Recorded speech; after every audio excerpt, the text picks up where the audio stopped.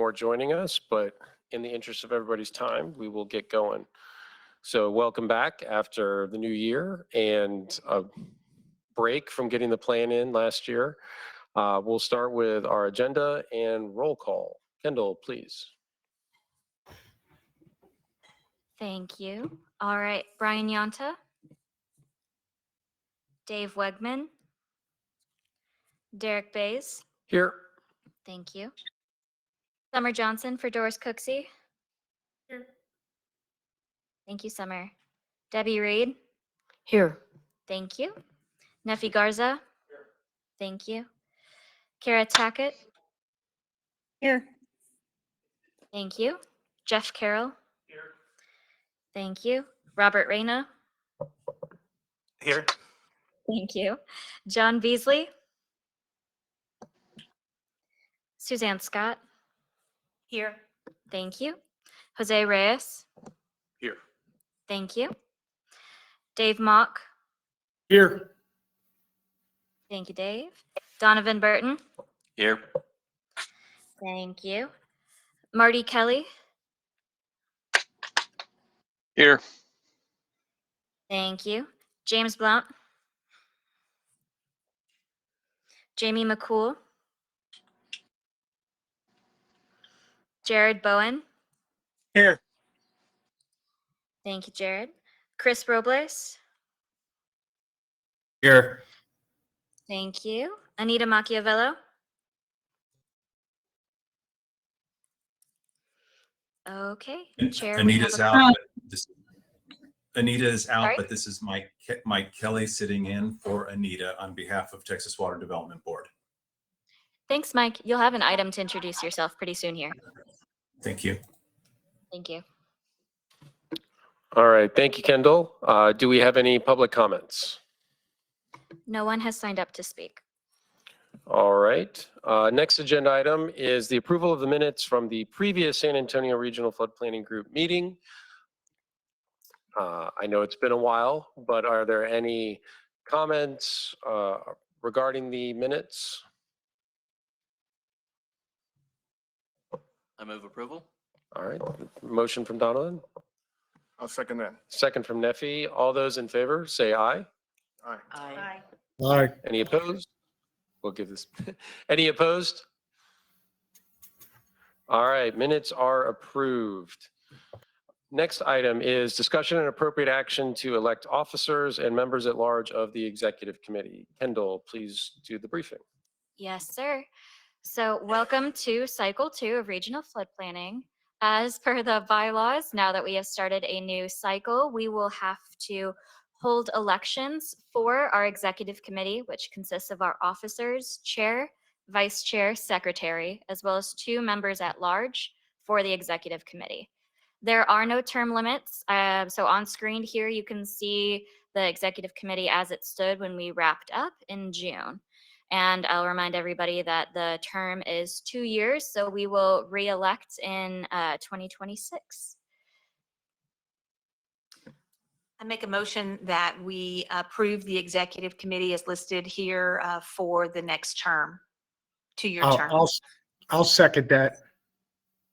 Dave Mock. Thank you, Dave. All right, thank you, Suzanne. Thank you, Dave. Are there any comments or thoughts? All right, all those in favor, say aye. Aye. Aye. Aye. Any opposed? All right, thank you, everybody, and personal thank you, appreciate it. Look forward to the next 2 years. So with that, we will move on to item number 5, which is consider public notice requirements per the Texas Administrative Code. And I know Kendall's got a couple of notes and slides on this. Yes, sir. So Texas Administrative Code asks that at the beginning of a cycle, the planning group at least consider the public notice requirement. As you guys are aware, when we have a meeting, the agenda has to be posted a certain amount of days out, as well as any meeting materials sooner to the meeting than the agenda. And we have always met these requirements as the planning group sponsor. And this item here is just to have a conversation about whether or not you want to require additional notice on the sponsor's part, which would mean that I would have to put out our agendas, our solicitations, anything like that. Maybe as the group designates, instead of 7 days out, 10 days out, or 14 days out. And the posting requirement does change based off of the activity. When we first consider the draft plan, it's a 30-day notice and such. So we adhere to the Texas Administrative Code when it comes to posting requirements. Some planning groups brought this up the first time as a discussion of maybe some meetings should require additional notice, like when we have public meetings down in other areas of the region, something like that. And the general consensus among different planning groups and regions is that people aren't really changing their requirements for public notice, but on an ad hoc basis, maybe some meetings you want to extend a notice out. And so this item here is just for a conversation about whether or not we would like to change the requirements for posting, or if we want to keep it as is or adjust based on the meeting type, how much notice we supply to the public. Go ahead, Debbie. Kendra, it's Debbie Reed, and I wanted to say, if we don't change, but we make a decision that we would like to have some meeting where an issue that's pretty big coming up, we could still go ahead and do that, right? Yes, ma'am, absolutely. This just changes the base requirement that would every time we would be required to supply additional notice than the Texas Administrative Code already requires. Yeah, I think what you're asking, Debbie, is, if there was a public meeting, for example, that was coming up, and the desire of the group was, because it's a public meeting or whatever it might be, the topic, we want to get 30 days out instead of 7, like per Kendall's example. We don't have to change the bylaws. We could just say, hey, we want to ensure that this is happening. Absolutely. Yes, Suzanne. So is the notice, I just want to make sure I understand, the notice requirement here is to what, be posted on our website? Or where do you have to post according to the administrative code? Yes, ma'am. So it goes on the Region 12 website. It goes on the Texas Secretary of State website. There is a physical posting that goes on site. So here at the River Authority, out on our bulletin board, and all planning group voting members, non-voting members, and there's an interested parties mailing list that I have. Everybody is notified. So that's the Requirement. spread that we have. Okay. So if we did what Debbie is saying, that if there were a situation where we wanted to give more notice, we would take that action at the meeting where that particular thing is being discussed. We would say, okay, we're gonna have a public meeting. We would give some direction at that time to staff to extend the posting. So you would need to do that with some sort of action by the committee. So that would put a tickler on your list of things to do, to say, to ask, is the standard posting okay for this, or do we want to extend that? Is that? Yes, ma'am. Okay, So all right. for meetings outside of regular planning group meetings or subcommittee meetings, it would be something that I address of what kind of notice do we want to supply? I'm required to provide this much notice, and we can have that conversation from there where I ask for direction. Yes, ma'am. And any other discussion or questions? Yeah, no. I'm interested in understanding a little bit more on how we can use this as a tool to notify, how should I say this, groups that may be interested. So for example, we're posting it on certain websites, but does the judge in Wilson County, is he aware that we may be discussing Wilson County at that particular time? Is Judge Bear County and his staff, do they know that we're talking about a particular, obviously not every single meeting, but are they aware of that? I'm thinking, I'm not against or changing the requirements, certainly not, but I'm wondering, should we make it a concerted effort to send notifications to certain individuals that may be interested in some of this agenda? Because you see what I'm saying?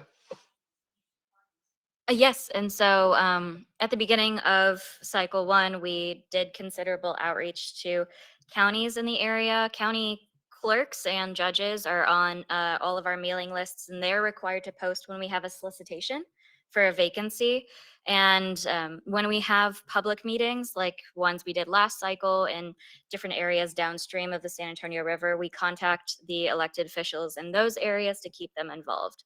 And so I would be happy to send out a communication to the relevant county offices and say that we have started the second cycle of planning. If you guys would like me to, I'd be happy to.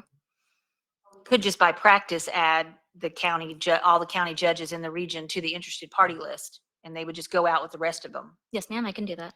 Just instead of it, we just do it because we think we want them to know what's going on. Sure. I mean, is that what, would that That's get to exactly what what you were saying? Just that's exactly what do I'm it. thinking, because if you recall the meeting when we originally approved our plan, now kind of in retrospect, I realized, man, that was a really big thing that we did. And I mean, yes, it was huge for me, and we were really excited, but it has these huge implications for so many other folks that I wonder if they were even aware of it. So yes, I would ask. I think that would go as well as the cities, major cities, because I think we're doing some important work there. Yeah, I mean, to me, it's no big deal to add, the list of those primary points of contact for those municipalities or public entities or whoever it might be. We'll just add them to that distro list. Yes, sir, can do. Any other comments or questions on item number 5, the public notice? All right, and there's no action, right, Kendall? Okay, thank you. Item number 6 is communications from the Texas Water Development Board. We have online Mike Kelly, the manager of regional flood planning. So Mike, we're going to give you the mic. Wow. And give you a chance to introduce yourself and talk about TWDB. So please go ahead. Fantastic. Good afternoon, everybody. Thanks for the opportunity. In addition to introducing myself, again, my name is Mike Kelly, and I'm the new manager for the regional flood planning team. Took over in December of 2023. In addition to that, I am also representing us in Anita's absence today. She'll be back next time.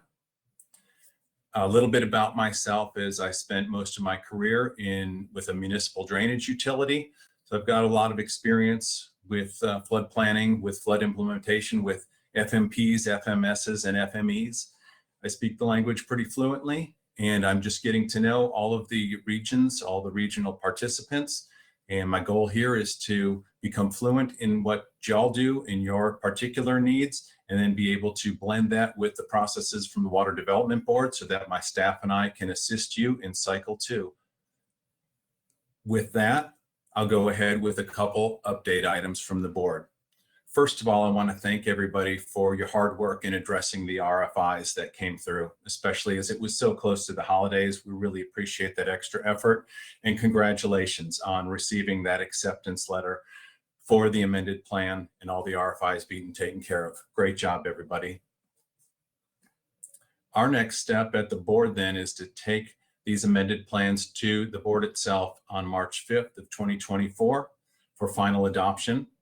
Shortly thereafter, we will post both the final plan and the amended plans on our website so that there will be easy access, easy public access.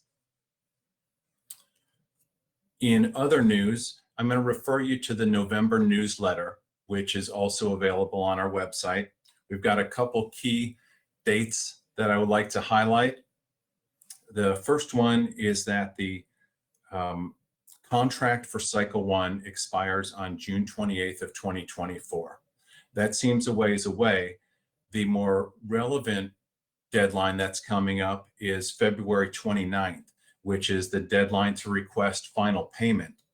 And the final payment reflects activities that were billed prior to December 29th, which was the deadline for final billables. So I just wanted to underscore that because that's coming up. That's also in close proximity to the next item I wanted to talk about, which is the deadline for the request for applications for cycle 2 grants. That deadline is February 22nd. So we've got 2 key deadlines within a week of each other. Just wanted to make sure that we're all clear on that. The final deadline, again, that'll be on the horizon in June, is going to be that deadline between the deadline for the contracts between the Water Development Board and the regional flood planning groups. That is at the end of June 2024. So I think that's about as far as most of us can see for right now, and I just wanted to highlight those dates. That concludes my updates, and I'm happy to answer any questions that I can. Hi, Mike, I'm Suzanne Scott. I'm representing the, I guess, the nonprofit sector on, I'm with the Nature Conservancy. I just had a question about the next cycle for the flood infrastructure funding. That's a hard thing to say. And I understand that there's an application process in March. Is that, do I have bad information on that, or is that correct? Yes, the deadline for those applications is in March. And I will need to go to the website just to double check that date, but it also should be on our website. I think it's March 15th, if the information is correct that I have. And and this is the first cycle where the projects would have to be in the plan. Is that correct? Or in, I guess in your case, in the amended plan. Is that right? And technically, they have to be in the state flood plan, but by definition, then they would have to have been in the amended regional flood plans, which will then be folded up into the state flood plan. Because you're saying that the board won't approve the plans until March as well at the same time. I don't know what their date is, but in any And case, if March you're in the, 5th, okay, so there will technically be a state flood plan on March 5th? no, so the sequence is March 5th. We take the amended regional plans for approval to the board. Upon approval, then we spend the next about 6 months Right. folding those into the state flood plan, which must be delivered to the state legislature by September 1st of 2024. But for the purposes of applying for funding, being in the individual plans, because there's not technically a state plan, would suffice. Is that correct? I believe so. And joining me is our director, Reem June, just to provide any clarification. Okay.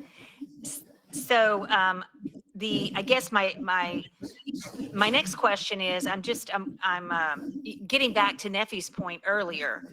You know, if these communities that are now eligible to put applications in for this flood infrastructure fund that was just approved, don't know they are eligible to put in an application for funding, then, I mean, are we maximizing the ability of the funds for our projects from our project list to be submitted? Like, I don't know if the city's considering funding, or if Sarah's considering funding, or are we taking any of those projects that are and trying to get funding for them? Because, I mean, that's the whole idea here, right? I mean, we did all this work. We want these projects to get funded. And I'm just curious as to the, that process of getting the word out and making sure that our communities know that. So that's a question. And then, I know that obviously that the Texas Water Development Board has their posting requirements. They're doing what they need to do. But I'm just wondering if this is a case where we need to say, hey, guys, you're in the list, if you want some funding, because I don't know how difficult that process is to put in an application. I have no idea.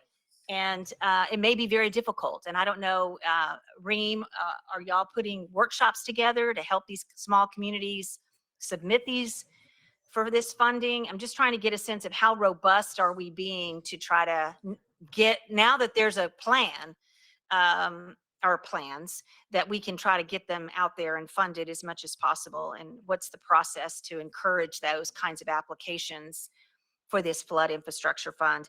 And then secondly, kind of more to the point of y'all just accepted a lot of comments on the criteria, those things that we just submitted. Many of us submitted comments to the criteria? And will those criteria be modified in time to be used for the application process for this March 15th deadline, so that people can make sure that they're writing their application or including in their application those things that would be in those guidelines? So I know that's a lot of questions, but I'm just trying to see how we can stimulate the money to the people and to the projects that we identified as important. Good afternoon.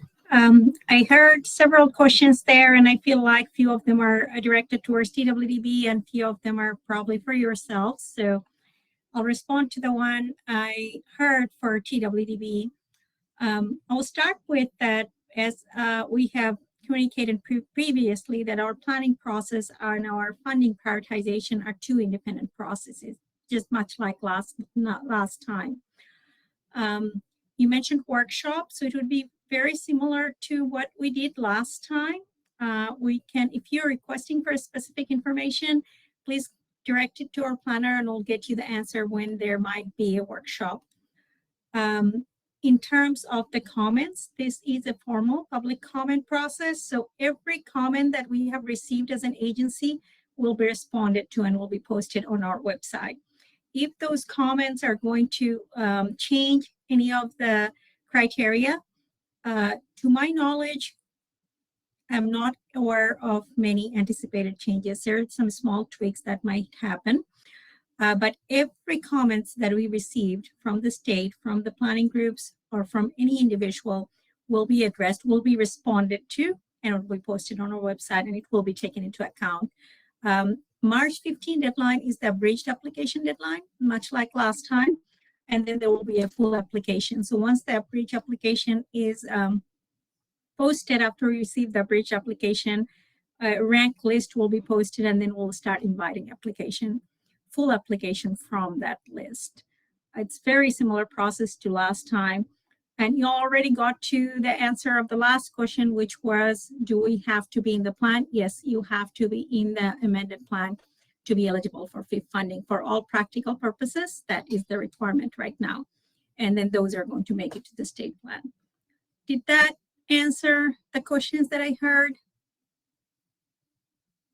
Yes, ma'am. Thank you so much. I appreciate that. Thank you. Any other questions from the Region 12 group? Or comments? Okay. Thank y'all. And I would say we'll have River Authority staff do a particular reach out to those entities that had plans accepted into the amended plan and make sure they're aware of the timelines associated with it.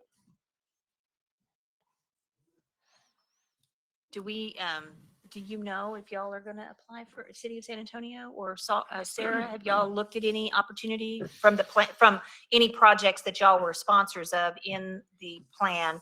Are you putting forward for any funding that through this cycle that you're aware of?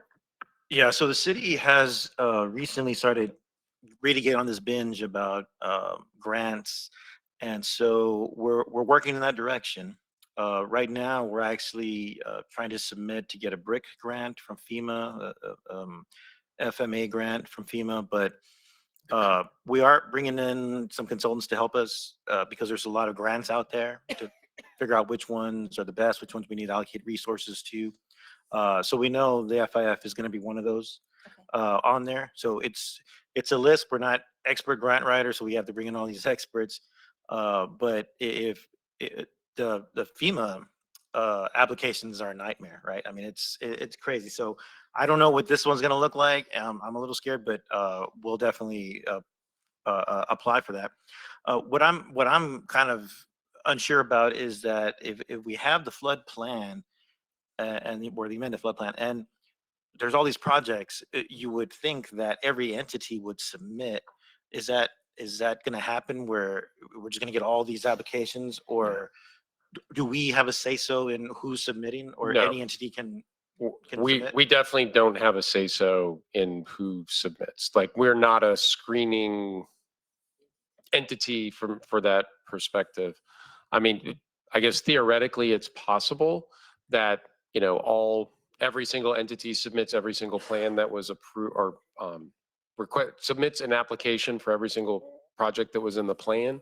I doubt that would happen. For one thing, there's just a staffing needs, like you pointed out yourself, and I suspect some entities will be weighing, what's the most bang for their buck and what are the requirements associated with different funding sources. We've not made a decision, to your question, Suzanne, yet about how we're going to proceed. We're looking at it.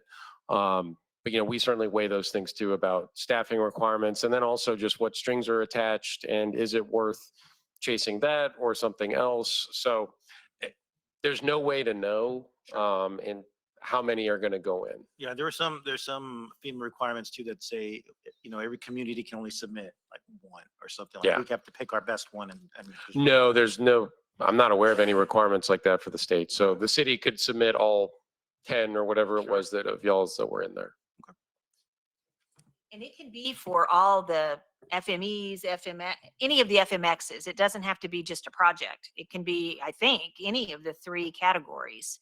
So if, someone was wanting to do a study on, the value of nature for flood infrastructure, for example, you could supply. That's very specific right there. That's a very specific. Right? It's in the plan. Or, any of the, low water crossings that the county has, or any of those other projects there are a lot of them in there. So I guess the only reason I'm just bringing it up is because I also don't want it to be on the other side where there's literally nothing from Region 12 that's submitted for funding. I don't know what message that sends to the Texas Water Development Board, that that nobody from Region 12 is going to submit for funding. That's not a good look, as we're saying we have such a significant flood problem. We identified all these issues in our plan, and we don't have any entity that's submitting for funding. I don't know. It just doesn't seem like it's a good look for the fact that we have such a great need. Chair, if I may. The concern that I have, and maybe we can have a discussion about this now or at a later date, is I understand the city of San Antonio, I understand Bexar County, they have resources. They can hire consultants, they can hire grant writers and do that. I'm curious to have a discussion about smaller communities. How are we that have applied, that did submit? I know the River Authority as a sponsor did submit various on. Is the thought that the responsibility obviously falls on that sponsor, but I'm wondering, does every sponsor, do they have the resources to do that? And is there anything we can do? And the answer may be no, but is there something that we can do to help with resources with regard to some of the technical things to that? I don't know. I think it's worth discussing, because I'd hate for us to not submit simply because we're afraid of the application process. I agree with you. I think, one thing that was different, when we were developing the plan, is we had funding from the Water Development Board for a consultant team to do that very process, and do the outreach, and things that were submitted go back and refine certain projects to try to get, better BC ratios and all of that. We don't have funding for that. So, from a Water Development Board, funding source, there is no resource at this time available for that.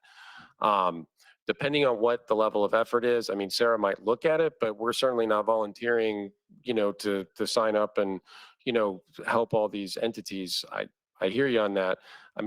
I'll flip it around and say, to the consulting world, having been a consultant, it's not uncommon to do pro bono grant support work for clients or potential clients in the hopes of winning the grant and then eventually winning the work.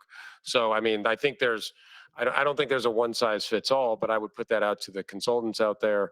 And then if, Sarah may look at it, but if there's other NGOs, nonprofits that are working those fields, but there's no like comprehensive program to say we need to get more rural communities.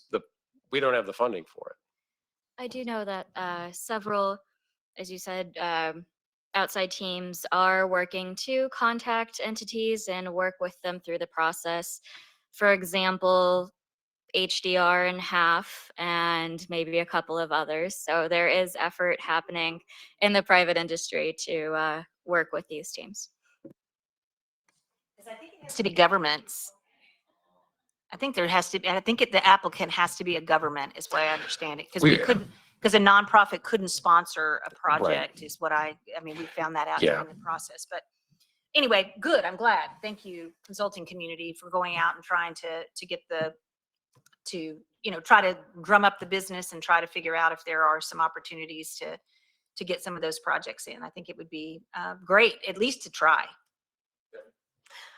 Yes, looking at and working on the comments for the intended use plan, one of the things that came up, and I was wondering if we could figure out a way to maybe help streamline the process for delineating those that are going to be impacted and having a letter from every entity that was going to be impacted to support your project, your strategy, or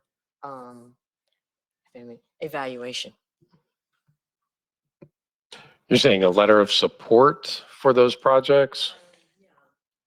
Yes, it appeared that there needed to be some recognition of what you're going to do that may impact another entity. I haven't looked at the application in depth, so I can't really answer that. I don't know if anybody in the team or our consultant, ex-consultant, whatever we're calling y'all,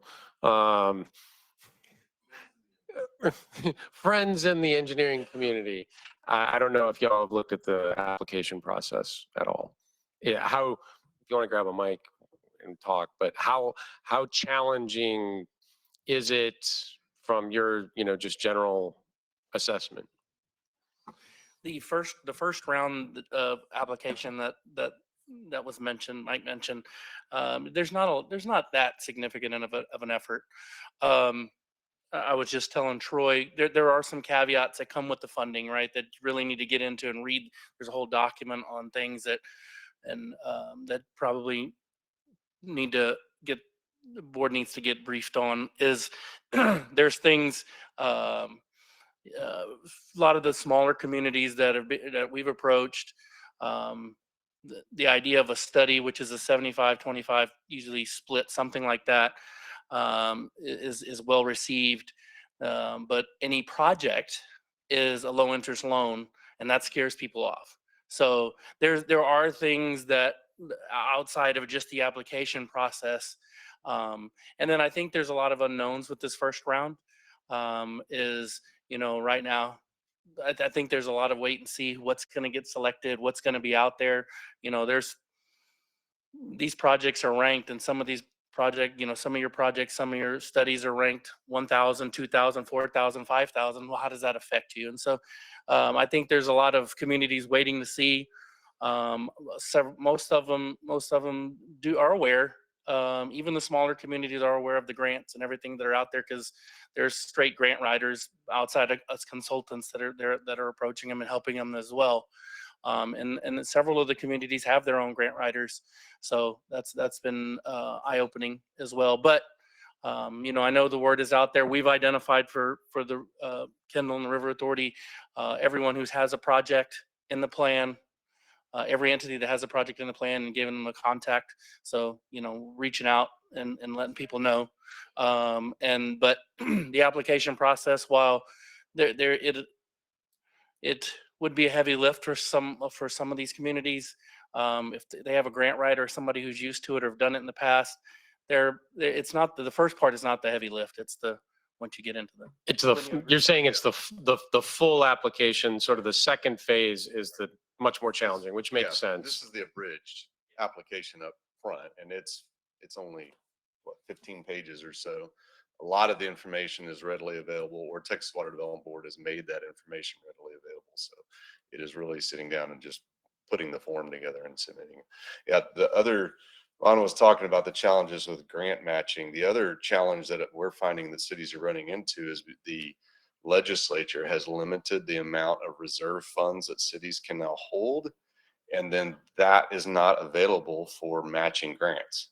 So there's no funding source that's necessarily available to match a grant or even to fund any kind of loan program or to help with a loan program. So it's kind of weird how it's kind of biting us in the butt the way that the restrictions on cities are. Was that a change from the last session? There's a couple of sessions A ago. couple of sessions? Basically, it's taxes in need to be taxes out and being spent. And so I got it. got it. And so, yes, we're trying to be fiscally conservative, yes, but then it sets us behind in being able to match some of the grant programs. And Derek, one of the things I know one of the concerns is there were some very big projects that scored really high in the first couple, and they're like, well, that's where all the money's going. But there is a limit on what any one project can get. And so I think that's 18 million, something like that. I don't know. How much? 18 million, maybe? Don't quote me on that. That's dropping the bucket for Ike Dyke. So yeah, so it essentially, so it is weighted better for some of the projects that are smaller, and some of these smaller communities can. Okay. Yeah, Neffy. Derek, I don't know if we have an answer to this, but I would be curious, simply because Reem brought it up. I would be curious to see if there was enough interest within our communities to understand this process a little bit better, to maybe have somebody from the Texas Water Development Board come and provide a little workshop, maybe explaining what the application process is like. I think certainly the city would benefit from that, maybe the county, maybe some of the other communities. Certainly some of the consultants that will be helping these communities, I think, would be beneficial. I just don't know if there's enough interest out there right now to bring somebody to kind of talk about that process and how that works. I guess, if Reem or Mike are still on, but is there any appetite from TWDB to do, and it doesn't have to necessarily be just for Region 12. I mean, heck, you could even do a webinar that's taped, and then it could be available, for whoever is in need. But I think that would be beneficial to communities, especially probably more rural communities. I don't know if there's any interest in that, if y'all are still on. Hi, this is Mike. Our manager for the FIF within flood planning, we handle only Cat 1. So let me go ahead and take this request up and see what our ability and appetite is for these kind of targeted workshops for putting the abridged applications together. And then we'll go ahead and communicate to the sponsors with what the Water Development Board can do. Okay, I appreciate that. Thank you for taking a look at it. You bet.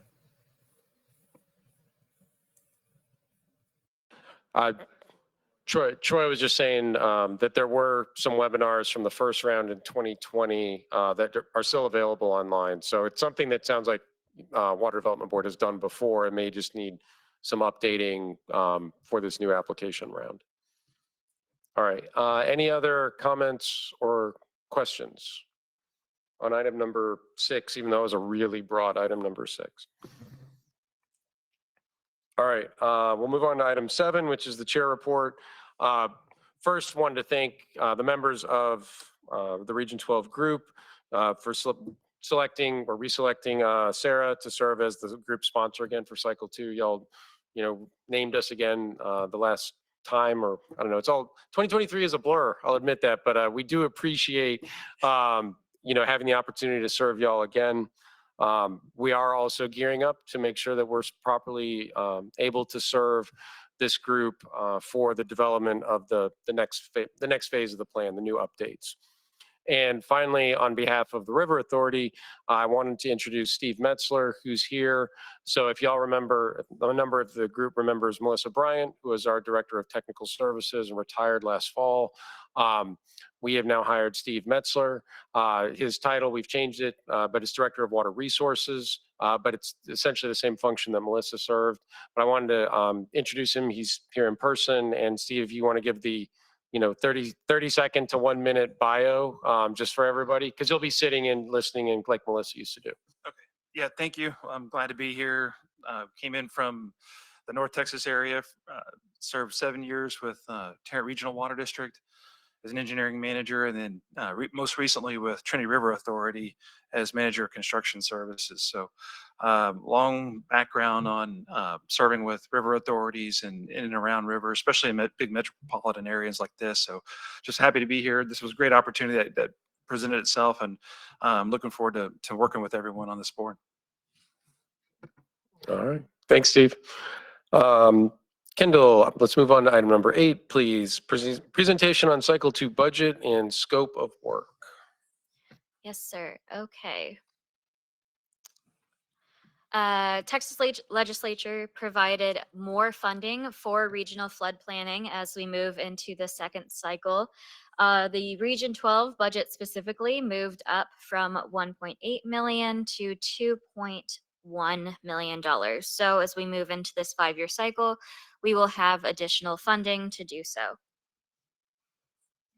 And speaking of the scope of work, I wanted to look through this here.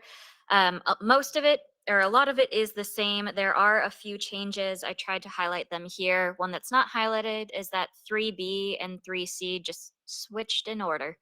So that was a small change that was made. 4C is new, the performance of FMEs. This is essentially task 12 from cycle 1 during the amendment phase. Regional flood planning groups can perform some of these FMEs and turn them into FMPs. So if we remember from the amendment process, going through selecting those, and the technical consultants did that work, that has moved into 4C. So that's what that agenda item is. 5B is also new. The legislature gave funding to Texas Water Development Board for them to perform FMEs for the communities that don't have the funds or staffing, as we've been talking about, to do them themselves. So that is not for the planning group to do FMEs like 4C was, but this is specifically the Regional Flood Planning Group giving Texas Water Development Board a list of FMEs that they will do as an evaluation. Task 11 at the bottom is new. That should make sense as we're comparing the 2028 Regional Flood Plan to the 2023 Regional Flood Plan. All the other tasks are the same with some minor changes based on feedback that TWDB did receive from the planning group and the public. And Kendall, for, I think, clarification for the group, this is straight from Texas Water Development Board, and none of the regions are allowed to change the scope. Yes, sir, that is correct. This is the scope of work for the second cycle released from TWDB. That's going to be what goes into the contract between the Texas Water Development Board and the planning group sponsors, and then what goes into the subcontract between the sponsors and the technical consultants. So this is the set task list for what we will accomplish. Any questions on this? We have an item here, in a couple items down, to talk about some of the administrative procedures related to the RFQ. If you have some, I'll have a couple comments on that. But are there any questions related to the budget or the scope for cycle 2? And the schedule by 2028, is that? Yes, sir. So that's the but- 2028 regional flood plan. It'll be the 2029 state flood plan. So now instead of the shortened cycle from cycle 1, we're on the 5-year track similar to water planning. And there is a process, because I remember we had a fairly extensive discussion or extensive discussions last year. If new information becomes available or new projects or studies, we become aware of the need for those, there is a way to amend the plan and submit it back up to Water Development Board. We don't have to wait till 2028. I think that's the key. There were concerns about, do you have to wait 5 years and all the challenges that might have come from that, but there is a way. We're not going to probably be doing it every 6 months because of the effort involved, but there is a process. And I think as we get into this, we as a group will have to figure out is there a cycle, or is there an appropriate time to say we need to update the plan and get a new view of projects and everything up to the board for consideration. Yes, Suzanne. On that money that was given to the Water Development Board under that task SARFPG, is that money available only for the 2029, or I guess the 2029 plan, or did they get money available sooner than that to take and do flood management evaluations from the current plan, the current flood plan that's going to be put No, ma'am, together? it was allocated specifically for cycle 2. Okay, And so there's so when not we money get, available. Okay. yeah, correct. So they'll be performing the FMEs that the flood planning group submits to them. Obviously, we'll be collecting plenty of evaluations. I don't have a set number at this time for how many we'll be able to submit to TWDB, but I'm sure we won't be able to submit the whole list. We'll have a selection that gets sent to them. So I am not too sure on the details for that. I'm sure as we move closer, TWDB will release some more details on that task. Yeah, I guess I was just kind of, so the money they have that they were appropriated is going to hold and sit and wait until the 2029 plan is approved and released, so that then that money that was appropriated for this task can't be spent because you won't have the list until later in the cycle. I'm just trying to understand. Good how question, that- Suzanne. I'm not Yeah. sure of that either, because it seems odd that it would sit for 5 years. It won't be 5 years because we'll be submitting draft plans, and there's a technical memorandum as well. So there are some submittals throughout the 5 years that we'll be sending in. And so I believe, and Mike, you can correct me if I'm wrong here, there weren't too many details given out in a recent call, but this, because it is partway through the scope of work, we'll be able to submit those to them in a certain year, but it won't work for, or it won't be waiting 5 years Okay. to accomplish this task. Now, Okay. I'm not sure if the FMEs will be completed and turned into FMPs by 2028 for the flood plan. I would assume so, but I know better than to make promises on TWDB's half. Mike, did you want to say something? Well, I can just confirm that you're correct, that we're not waiting until the end of the 2028 cycle, but the interim deliverables will be decision points and abilities to determine to spend that money on the FMEs. Thank you, Mike. Thanks, Mike. Kendall, next item, 9. Yes, sir. That's also me. Okay, so Mike went into some of these during his communication, but I will go through just a few key dates for this cycle. February 22nd is the deadline for the sponsor to submit our grant application for the grant funding.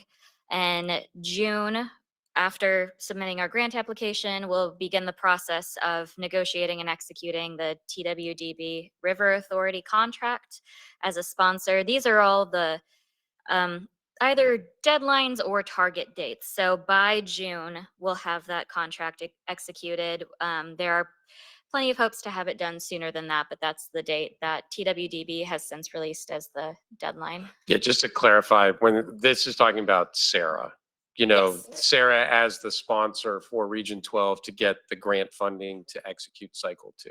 This isn't talking about City of Floresville submitting for a project or whatever, just to be clear. Correct. Thank you. August is the TWDB's requested target date for the regional flood planning groups to have selected a technical consultant. That's not the deadline for executing the contract. That is September 2024. And that's a targeted deadline, I was told, but we're looking to have the work done or the contract executed by September 24 to give the planning group and the technical consultant a year then to procure the technical memorandum, which will be submitted in September of 2025. From there, we will move up through submitting the 2028 regional flood plan. Can I ask your microphone on, please? It says January 2026, submit draft flood management evaluation list. Is that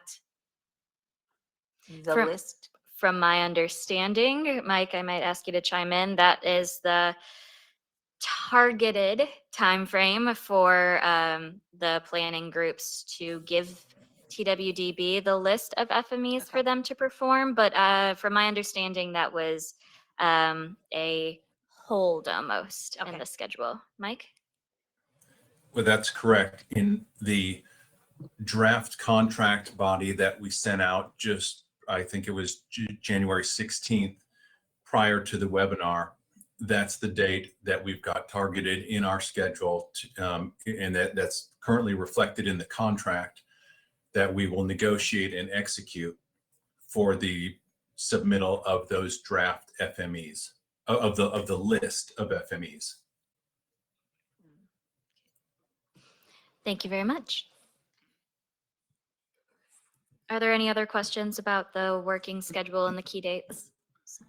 I have a quick question. So if I understand correctly, in June 2024, that's when the River Authority will negotiate with Texas Water Development Board on staying on board as our sponsor, right? Yes, sir. So you would immediately have to put out an RFQ for, We have received clarification and authorization from Texas Water Development Board that we do not have to wait until the TWDB sponsor contract has been executed to put out a solicitation for the technical consultant. So we do not have to wait until June. Don't worry, we're not Yeah, pinched. our intent is this spring, get it out. okay, because I Yeah. thought, man, that's going to be quick. Yeah. Okay, good. And we were going to make you in that very abbreviated time frame, handle review. Yeah. No, it's not that bad. Any other questions on this schedule for cycle 2? All right. Next item. So this one does require action. The item is discussion of appropriate action to authorize the planning group sponsor, Sarah, to publish an RFQ for a technical consultant. So Kendall, you have some items you want to talk on, or you want me to hit this first? Okay. So as Kendall mentioned, we did get clarification, so we don't have to wait on our negotiation with the Water Development Board to get Sarah's contract in place to get the RFQ out. We intend to get it out in the spring, and we are targeting selection of that consultant from that RFQ by August. We do need authorization from the regional planning group to put that RFQ on the street. I know some of the, I talked to a couple of group members. Again, we can't change the scope. That is dictated from the Water Development Board. Our intent right now is to follow Sarah's standard procurement process, but there is a little bit of flexibility in terms of, say, scoring criteria and those types of things. If there's input from the group, from the regional planning group, we're happy to take that in and give y'all a chance to take a look at it. And I call it the administrative part because the scope we can't change.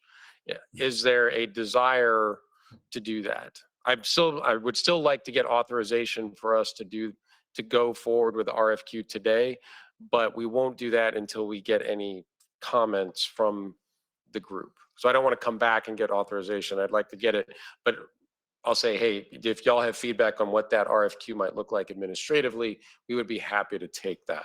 Yeah, Jeff. That was exactly what my question was, is I was curious, is it just going to be the standard Sarah procurement rules, or, so it's not, you answered my question, Yeah. but yeah, I think I would be interested Yeah. in looking into that, yes. So what I'll ask Kendall to do is send out our draft, the draft scope, and just tag, hey, this we can't touch because it's from Water Development Board. Is that, Kendall, when do we think that will be ready? Have you talked to Karen? Yes, we are having those conversations internally with procurement and contracting. We have a couple of meetings coming up, but I could hope to get a draft solicitation out hopefully within a few weeks here. Okay. Mhm. That would include the scoring criteria that you mentioned? Yes. Okay. Yeah, Donovan. Kind of almost a separate question. I have no problems getting it out, but what is the selection process to the consultant after you put it out and it comes back? I know ultimately it'll be a vote, but what's the review of the selection process? So this is all somewhat new. Obviously it's been done once before, but my understanding is last time there was a scoring committee that was put together, and it was a combination of Sarah staff and Region 12 members. I want to say it was 3 Region 12 board members and 2 Sarah staff members that went through the scoring process and then made those recommendations to, I think, the executive committee. Yes, sir. And then to the full board for the consultant. But it's generally that process. By having 3 planning group members nominated into an outside group to review and score the responses to the RFQ, that was able to keep the process outside of the Open Meetings Act. And so we would be able to adhere to practices as long as we don't have 3 executive committee members on as the 3 delegates from the planning group. And so that's the way that it was able to work last year. And as the chair went through, there were a couple of different reports, and then the planning group was able to review the recommendation and accept. And the reason I asked, there was some issue from the Region L process, and again, separate process, but when they were selecting the technical consultants and when they brought it back to the full committee, nobody had seen the reports and the responses. And so there was some concern within the Region L group. You guys may have remembered some of that they didn't see it. I assume that process. I'm sure we can take that into account through this process. One thing I would be opposed to is what I know happened in Region L are public presentations by the consultants in front of the whole Region L committee. I don't think that's productive. I'm not opposed to consultants doing presentations, but I think there are other ways to do it than bring in the 2 finalists and have them present in public. To me, that's what they counterproductive. ultimately did. Derek, you said it perfectly. Sorry, it's Karen remote, but that was our discussion last round. By having a small group without a quorum, we were able to have those shortlist interviews outside of the public realm, which is difficult. It, brings it less technical of a selection and more, subject to the kind of public perception. And so that was why we kept a small group, not a quorum of executive committee, and kept us able to have a true solicitation, the same as any public entity would do, but not by engaging the entire committee, which then would require us to do the entire thing in open meetings. And I'd propose we keep that same process. We can revisit who and shake up who's on this selection, but maintain the same process. Yeah, as of right now, this is just getting the RFQ out the door. We absolutely have time to meet again, go through, I'll say if we want to do the same selection committee and talk about what that looks like and who might want to be on that panel, if you will. We don't have to make those decisions today. Today, we're simply asking for the authorization to move forward with the RFQ, but with the understanding that as soon as Kendall gets a draft of the scope, or I'm sorry, of the RFQ available, we'll send it out to the Region 12 members and ask for feedback. I would say, we would like to turn it around at that point fairly quickly, just for the benefit. But, I think a week or so of time to provide comments is probably reasonable. We'll shoot for something like that. Is that any concerns from the group about that? Okay. So I'm making a motion that we request the regional planning group to authorize Sarah to put an RFQ out in the spring, per my previous comments, to authorize applicants for the cycle 2 technical consultants. So could I have a I would motion? second that. Right, second? Yeah. Dave Moore. All right. Thank y'all. And all those in favor, say aye. Aye. Aye. Any opposed? All right, thank y'all, do appreciate it. We'll move on to item number 11, public comments. Kendall, do we have any public comments that have come in? No, sir, no one has signed up to speak. Okay. Next item is item 12, date and potential agenda items for the next meeting. Kendall? Yes, sir. So with the authorization to put together the RFQ and put out a solicitation, I want to be able to have some time for us to draft the RFQ, send that out, and then be able to take action from there. Uh, In terms of a timeline, knowing that we're targeting a selection for a consultant by August, putting out the solicitation in spring, I would advise that the group meets in March or April to put together the panel that was discussed, so that we can have the group meet to evaluate the responses from the RFQ. I don't have a suggested time frame. I know March can get a little busy when it comes to spring breaks and programs, so I wanted to throw out the spring timeline for the floor. Any thoughts from the group about looking at the March, April timeframe for our next meeting? No, or major concerns, I should say. All right, we will look at that, and Kendall will look for her normal way to get feedback on, what dates look good, et cetera. I would ask just so please keep an eye on your email, in the next, let's say, couple of weeks to look for that draft RFQ language. I would also ask if you're interested, give some thought to whether you'd like to serve on to serve on the scoring committee for the RFQ. That would probably be the next big item to look at in that March, April meeting. And then down the road, I don't think we should also forget that last time we had, a technical committee and a communications committee. I'm not saying those are necessarily the right ways to tackle managing the tasks that are coming for this next cycle. I can certainly anticipate a technical committee again, because of the projects and such. But if you have an interest in those, or just thoughts on what that organization might look like. And again, I don't think we know enough yet to really figure out what that will be. I'm just planting that thought because we will be coming to that point in the next, maybe not March, but probably the meeting after that, I think, as we're trying to work through all this. Before we adjourn, any last comments, questions, thoughts from any of the members? All right. Well, could I get a motion to adjourn then, please? Debbie Reed, motion to adjourn. I second that. All right, we have a motion and a second. All those in favor, please say aye. Aye. Any opposed? All right, thank you all. Thank you.